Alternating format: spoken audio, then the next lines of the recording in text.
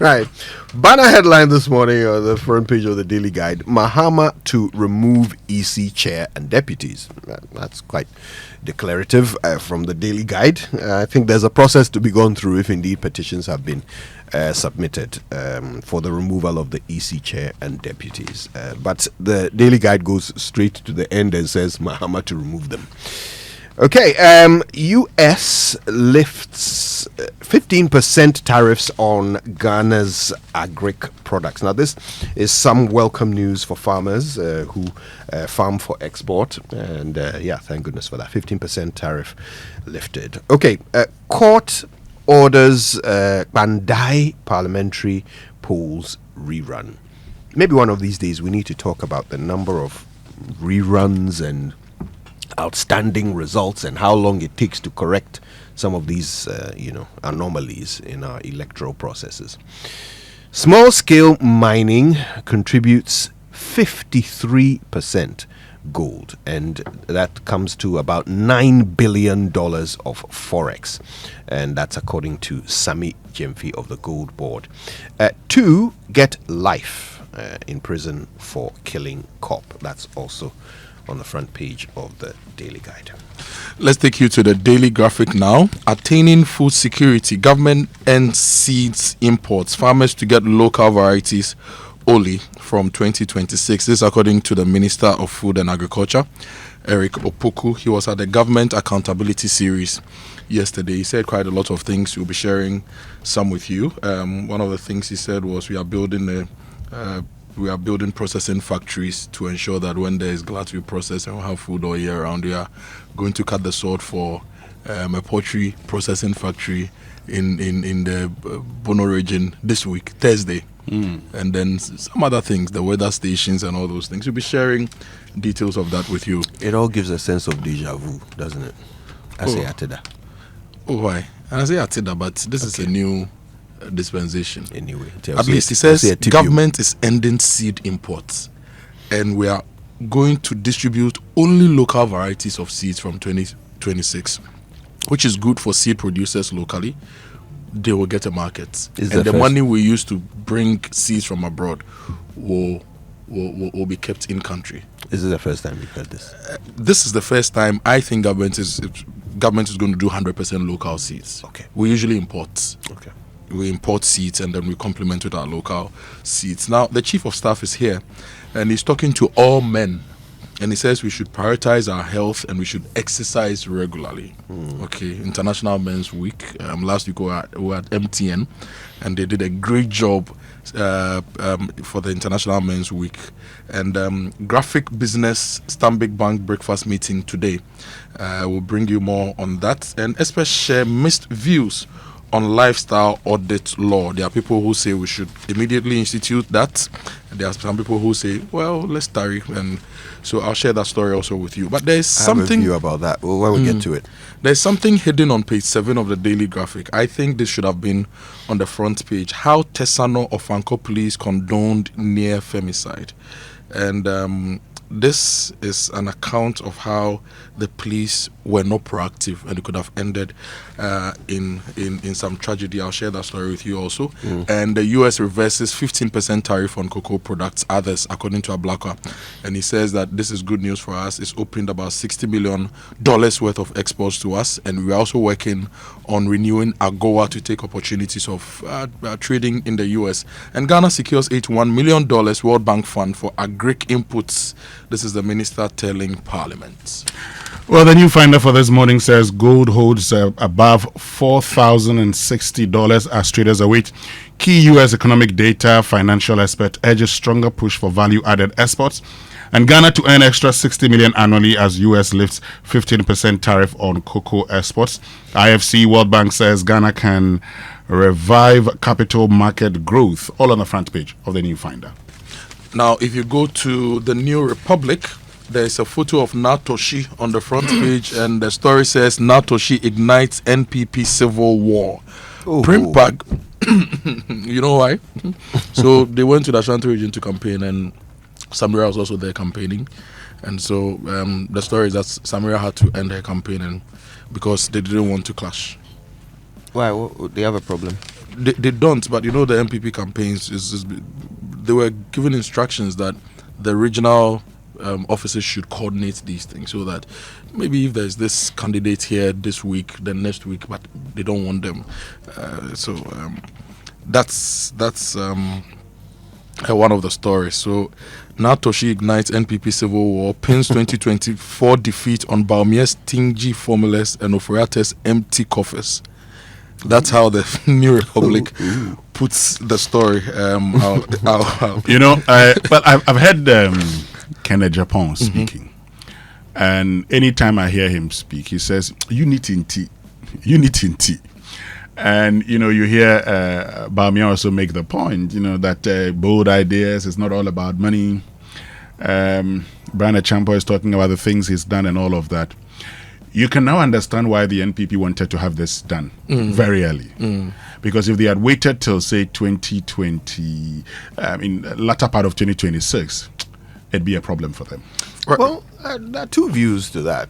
Because some also suggest that perhaps by 2026, one of these people might have naturally emerged as a leader around which the party can rally in a more united way, to avoid some of the, you know, back and forth that we're seeing today. I'll tell you something. I think that the NPP itself at some point has become a bit confused, because the NPP's leader is not the flag bearer or a presidential candidate or the president.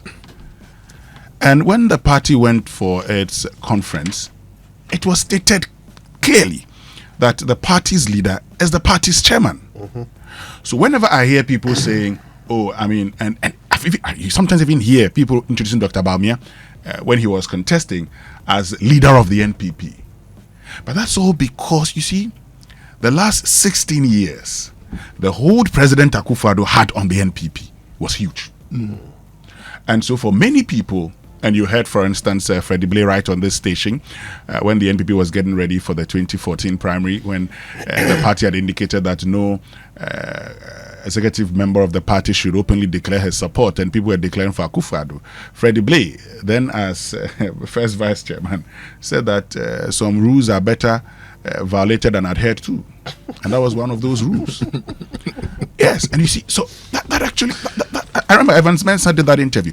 That whole period, because of the hold Akufo-Addo had on the NPP, it's convinced many to believe that the flag bearer is de facto leader of the NPP, when the flag bearer is supposed to, and there's been instances, look, go to the era of Peter Alajete and others, and you would understand the power that the national chairman of the NPP at the time had. Anyway.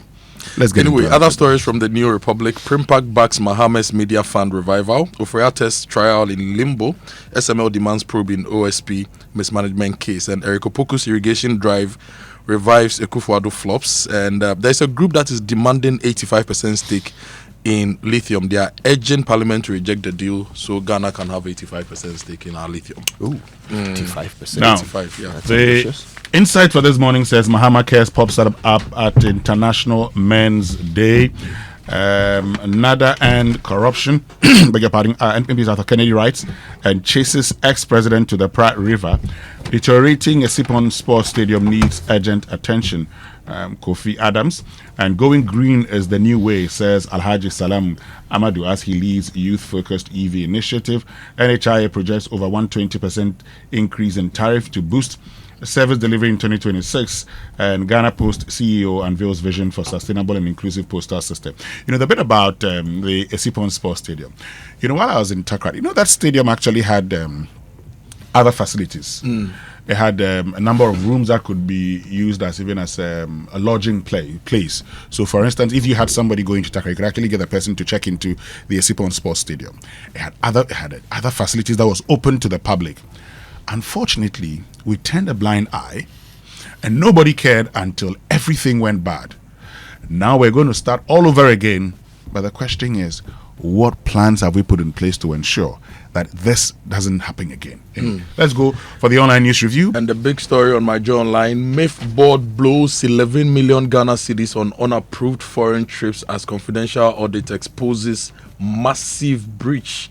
That story is there on my Joe Online. EC staffer behind petition against Jean Mensah and deputies removal interdicted. So the person who petitioned the president to remove Auntie Jean and the other two. The story says he's been interdicted. And, before the petition. Yes. Anyway, yes. That's before the petition. He was interdicted. Yes. Right. Attorney General backs Wesley Girls Senior High School in Supreme Court case over alleged religious discrimination. The Democracy Hub has joined themselves to this case. Okay. Yes. And on which side? As if on it's not obvious. on Shafiq's side. Okay. Yes. On the fact that we should have freedom of religion. Yeah. You know, our friend Umar Sanda also wrote something on Facebook about Temasco, how they've tried to build a worship place for Muslims there, and it was approved, but the old students president says now they can't be given land to set it up, because if every other religious group in the school decides that they also want land to build their place of worship, their shrines and everything, it will be chaos. So you know, when I was in there's something forgive me just a moment before you come in, Winston. There's something you should pay attention to throughout history. Yeah. Right. At any time, just before a certain institutionalized discrimination is overcome, the final defense of the bigots is, if you give them their rights, there will be chaos because everybody else will want their rights. Just pay attention, go through it. Before women got the vote, that was exactly what those who were opposed to it said. If women get the vote, then next, who else are we going to give the vote to? Before slavery was abolished, same thing. In the 60s, civil rights movement, same thing. Every time, just before the front breaks, the last hope of the bigot is that, if you give them their rights, there will be chaos. Okay, hold on. Let me read this post by Kofi Bentil. Kofi wrote this on Facebook 11 hours ago, that if you are going to allow all religions to be practiced freely in secondary schools, please remember those who practice animal sacrifices and pouring libation. Tuesday is their day of worship. They also need some consideration too. Well, I'll tell you one thing. And when I was in Mauli school, the church service was a school function. And so every student had to be present at school functions. Compulsory. It's compulsory. But I also knew that, and Mauli is an EP school. I also knew that there was the Catholic Students Union. And they could meet. Yeah. There were Muslims on campus. Okay. I did not at any point hear that they've been prevented from praying. But what I knew was that it was compulsory for them to be at worship, which was a school function. Because anybody who doesn't show up at a school function will be punished. That wasn't the case at Kumasi High School. Oh, okay. Sunday church services were only reserved for the Christians. But every Christian would have to go for the Sunday church service. Okay. The Muslims would then go and gather at their place of worship to have their edification sessions and whatever it is, right? And then Sunday evening, the individual denominations could then go and have their so Catholics will go, Methodists will go, everybody would have their own service.